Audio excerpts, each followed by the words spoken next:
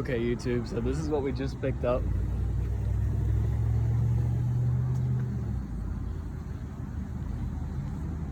It's a 94 Sea Doo SPX. I got it from the guy for $125, including the trailer. It's a little crusty, but it'll be all right. The best part is, look at this. Free stuff. Check that out. We even got a plant. How neat is that? Apparently the story is that it's been sitting since 1996. Now I'm in Alabama, but somehow this thing is registered to New York. Gonna have to get that fixed somehow. So we'll see about that. But yeah, I believe she's gonna clean up. The guy told me it runs. Whether that actually is true or not, we'll have to see. Okay guys, so this is what I picked up last night. 94 Sea Doo SPX. This is just a daylight shot of it when I got it back home. Trailer's got some issues. It's like the bunks are rotted, so they put this in there. The seat is gone forever. Inside we have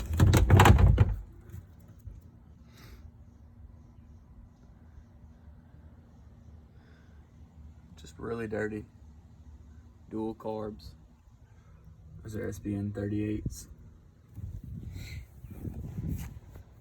Got our hood with our gauge. Doubt that works. The compartment's over there.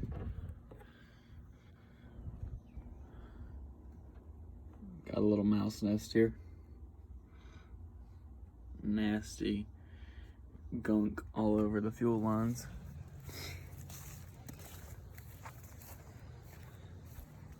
Yeah, registered to New York. There's our little mouse friend down there under their water box. Yeah, just a bunch of cleaning out to do. It's first up on the agenda. So far I know it needs a new battery. Gotta have carbs rebuilt, fuel lines, fuel filter. It turns over fine, which is good. It needs new grips. These are sort of sticky. It's got all over my hand. Handlebar pad. Trailer needs some work. These protectors are rotting off. Had to use these really tiny tires to get the trailer home. This is the third set we had on there. The other ones went flat. Jet pump. This is the non-VTS trim model. And as we can see in here, see if I can get this leaf out of the way. Maybe not. We can see down in there all those plastic pieces. That's from the wear ring. It's just disintegrated. So we're gonna have to pull the jet pump on this thing and take the wear ring out. And put a new one in there, just like I did on my 96 XP. But yeah, later today I'm gonna clean it on up. I'll make sure to video all that and let y'all know how that goes. I think it'll clean up nice. Jack doesn't work, obviously.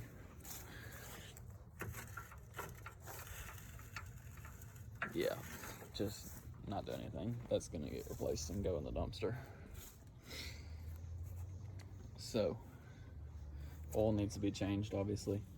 Not sure if there's any fuel in here.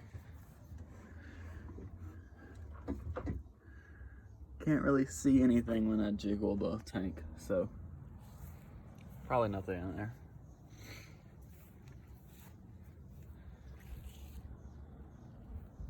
But yeah, there she is.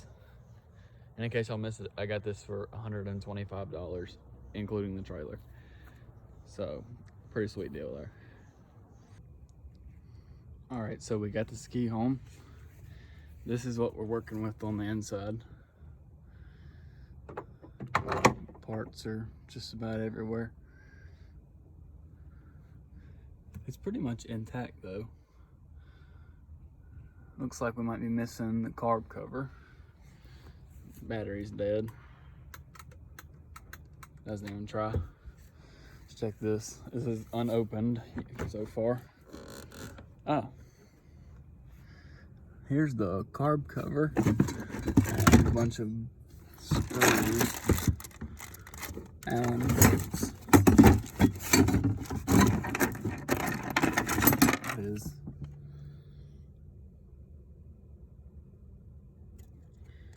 Might have to delete that out. Somebody's driver's license is in here. That's not good. Fire extinguisher. Nothing. It's back on. Okay. Nothing in there. Okay, so our only goodies were, what kind of spark plugs are these? Densos. Okay. I personally run NGKs, so those will not get used. Let's take this out. I don't know what's stuck in there.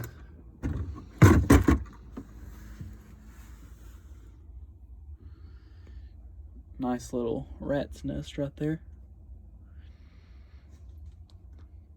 I don't know if you can see that, but check out that corrosion. That's wonderful. Nice gray fuel lines. Just like every other old Sea Doo I've bought. Hood's actually intact. Needs some cleaning and a heat gun. No clue if the gauge works or not. Handlebar cover. I can just see that come off in pieces. Have to get a cover for that or replace it. I think it's gonna clean up really nice actually. The trailer had 2 bad tires on it.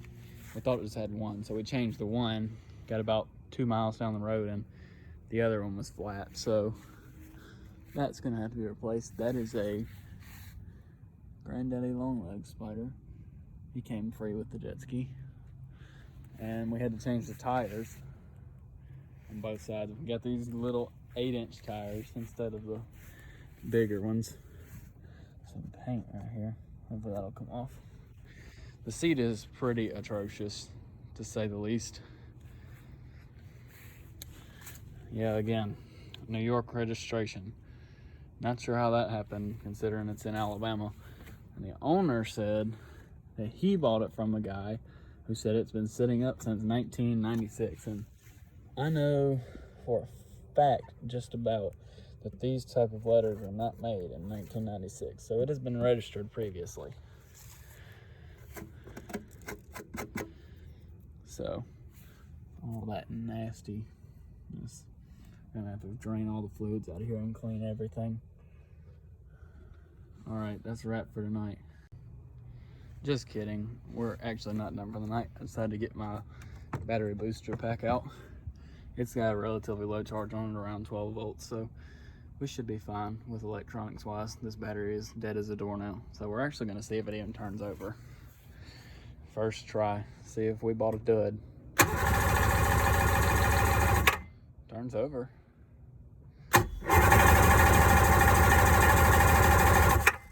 Sounds like there's compression. Let me get these plugs out and I'll be right back. Okay, so got the plugs out. They're not horrible. They were kind of rusted in there, but let's check and see if it shoots anything out.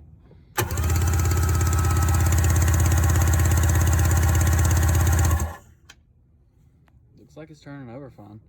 Let's hook the compression checker up. All right, we're back with the compression checker. See if I can do this with one hand. Wide open throttle.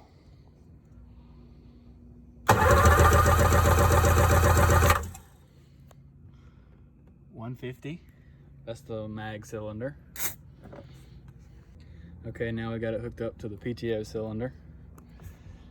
Try this one-handed again. That fell.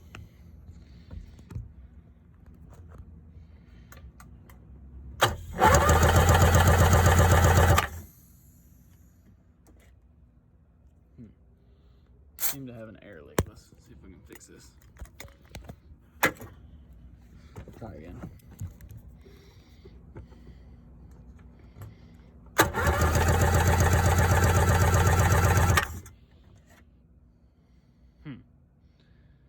That's not right.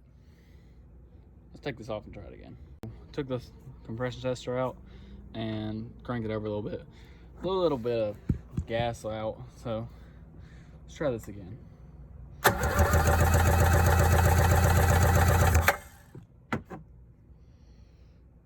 Huh. Now I know this is not a high compression head, so I'm wondering why this is 190. Maybe those rings in there are just stuck. I think I'm gonna pour something down those cylinders. I'll let y'all know how that goes. Okay, so I probably should have done this first, but got some WD-40. I'll spray a little in each of these cylinders.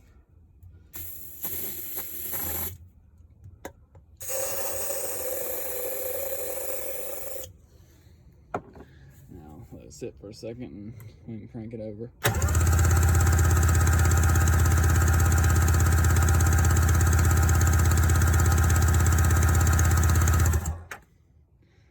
Okay, go again.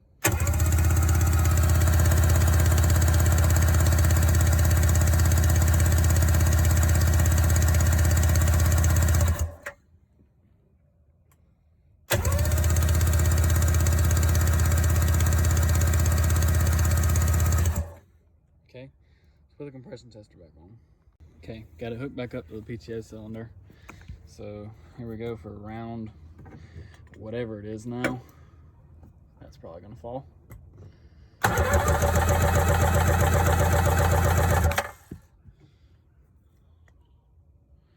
180, coming down. Okay. I guess we just need to run it out a little bit. At least we know the compression's not low. So that's all that really matters here. All right, till next time. Okay, so I got the battery out because it was DEAD. Check out how dirty and funky this thing is. I can't hear any water in there. So we're gonna go check the water level and fill it up with some water if it needs it and clean it up a little bit, put it on the charger, see if it's any good. Then we'll load test it.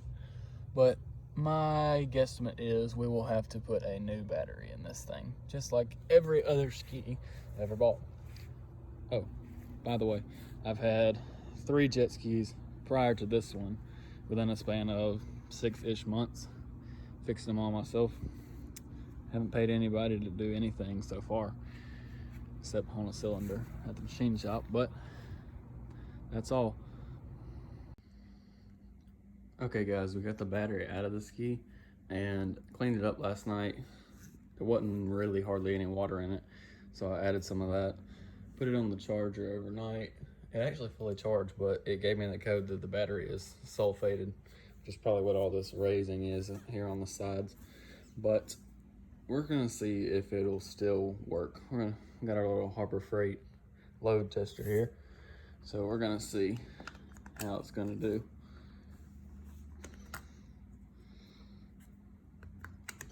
Can't really do this one-handed. I'll be right back. Okay, so I got the battery tester hooked up and it's just straight up telling us that it's bad. There's not even really any saving it. I don't even think it would turn the jet ski over if I plugged it up. We might try it later, but I think that's the end of this battery, so I'm gonna have to get another one of those. Just like I'm gonna have to get one for my 96 XP.